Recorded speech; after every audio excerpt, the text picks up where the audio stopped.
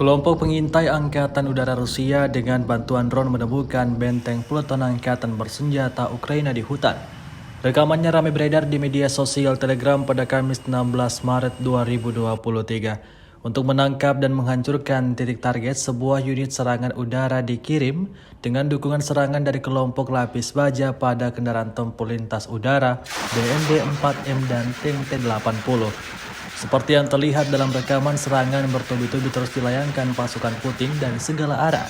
Hasilnya terjadi kerusakan total pada posisi militan Ukraina. Beredarnya video ini menuai beragam komentar dari warganet.